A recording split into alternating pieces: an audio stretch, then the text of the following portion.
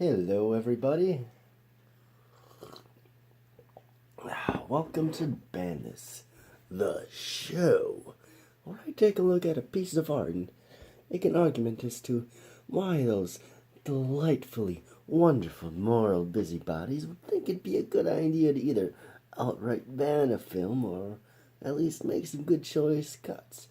Now, today is Easter. I have several films I could choose from, a few which you can see in this little stack of films sitting there, Last Temptation of Christ, which is the one I was originally going to do, but I decided to do Life of Brian instead. Either one of them could have been rather easy, as they were kind of controversial for one reason or another when they came out, mainly as primarily due of accusations of being blasphemous. Now, you could argue that this Life of Brian is a bit more blasphemous than what Last Temptation of Christ is, as it's much more of a secular film. It's not so grounded in the faith, and this is a much better film in my opinion than Holy Grail, their other big movie that they did. This is the superior film in my opinion. It's fantastic. Anyways, so yeah, what's so bad about this? As I was saying, it could be seen by people who just look at it at a distance and not think about it as it being, kind of like anti-Christian propaganda or something, and, uses Christianity as the butt of the jokes and whatnot. But if you look at it, that's not really the case. And if you look into it, because this film is mostly a satire on classism that was going on, quite a bit during, the later 70s, 80s, before, and could still be going on today, I suppose. But that could get lost a little bit more for the American audiences, where the humor that we see is more about, the Christianity. Although this film does not make fun of Christianity. It makes fun of Christians, but not Christianity. There is a difference. A lot of the humor here comes from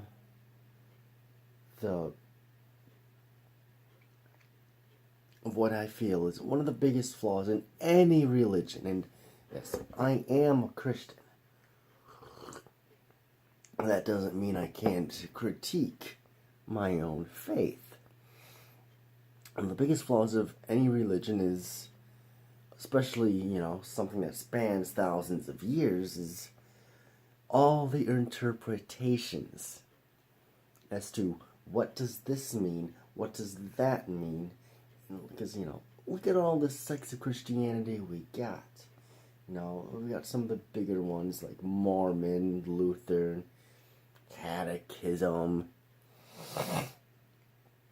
And then, there's smaller sects like, I don't remember their name, but it is a sect that believes sex is evil and is something that should be abstained from 100%. That is the smallest sect of Christianity, and last I heard there was only two, but that was a few years ago. They're probably dead at this point, so it's totally nobody cares about it because, well, people like sex, and if you want something to spread, well,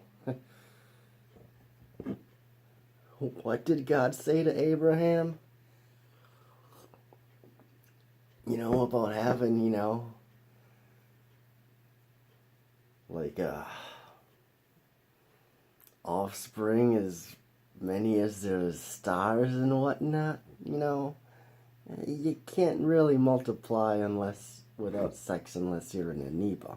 Anyways, I'm not talking. I gotta get back on Life of Brian. That was a bit of a rant. I just find it silly.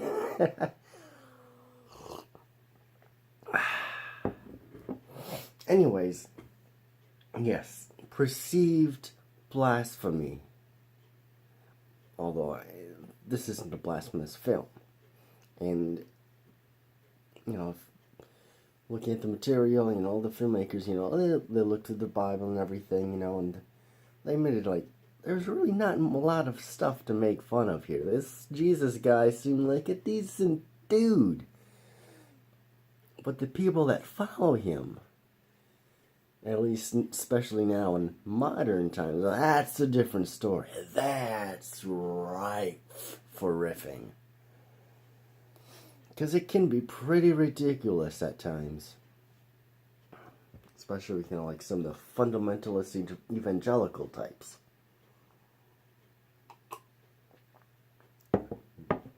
Or the love that is supposed to be of what Christianity is based around just doesn't really seem to be there. And, you know, it's definitely enough to drive people away from the faith. Anyways, I think I made my point. Perceived blasphemy, not actual blasphemy. Same thing with The Last Temptation of Christ, which I'll probably do next year. Or Risen, or King of Kings, or some Veggie Tales. I'm trying to think of any other Easter things I have in my collection offhand. Those are the only ones I can recall for the time being. Unless there's like one or thing where Easter is just kind of like a thing that's happening in the background. Like how Christmas is a lot of times something that'll be happening in the background. Like I just watched Shazam.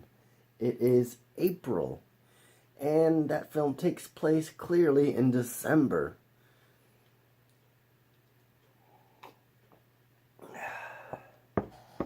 So yeah, I think I talked enough about it. Let's talk about how I feel about this film, although I think I made it clear that I like this film quite a bit. It definitely has a higher production value. Holy Grail, definitely lower budget, and they revel in that fact. They're just like, well, this is so low budget, we might as well just shove it in their face. So I got the coconuts. Breaking the fourth wall about, some castles only being models and Terry Gilliam's wonderful special effects, which I got some of that reprised here with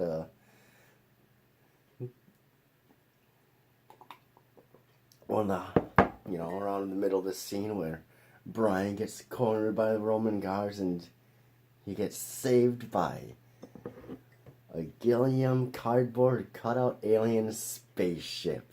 Because it was the only way they could think of getting him out of that situation. And then we get this live action, practical, extraterrestrial when we're inside the ship. Anyways, this is a fun film. There's also some sexuality which could be a turnoff for some people if you're very, very prudish with that kind of stuff. Like sex out of wedlock.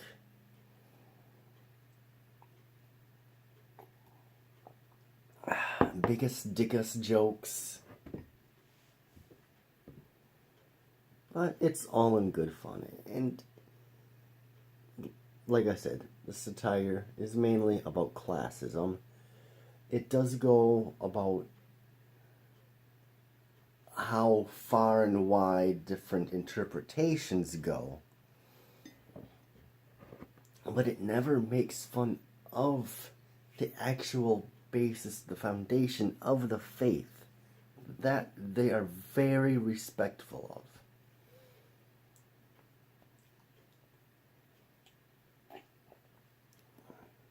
of. So yeah, great hilarious film.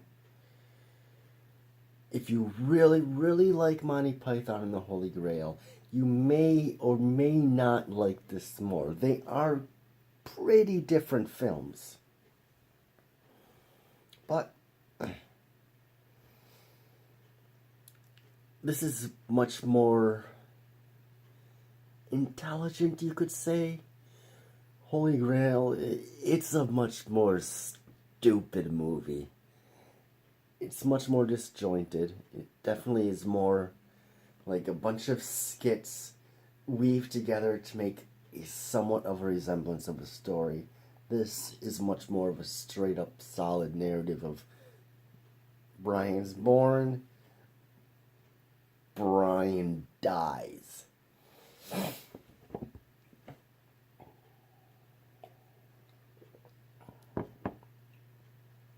They are two very different films, so if you like one, you may not like the other. But there's the off chance, like myself, you will think this is a much better film. Another thing that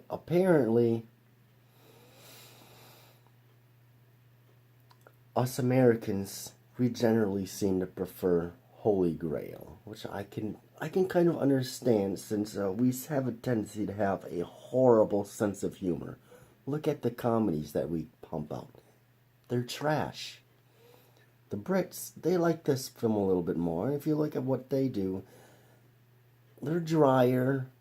There's a little bit more thought put into the gags and jokes. There's a more of intelligence in British humor that I enjoy. I like the dryness. I don't like our stupid crudeness we have here in the States. It's one of the reasons why I hardly ever watch any movies made past the 80s, because they're all just getting trash. Except independent films. There's some good stuff from the independents, but the mainstream stuff has a tendency to be tripe. Anyways, I think I've gone on long enough. It's been over 12 minutes. It's kind of a longer video for me here, but I really like this film. And I had more to say than I thought, although I feel like a lot of it was just me kind of going around in circles, just saying the same thing over again. But that's one of the downfalls when you don't script things, when you just sit in front of a camera to pump things out with little thought and effort. Because that's one of the reasons why I do it the way I do. Not only by not showing clips am I helping avoiding copyright claims, but I'm also able to, do several videos at a time and not have to worry about shooting anything for the rest of the week while I work and sleep. Just do it all in my free time during the weekend. Well, that's about it for this one. Check me out on Minds and BitChute if you so please. For, social media alternatives to Facebook and YouTube and Twitter and all that. And I will see you in the next time. Take care, everybody.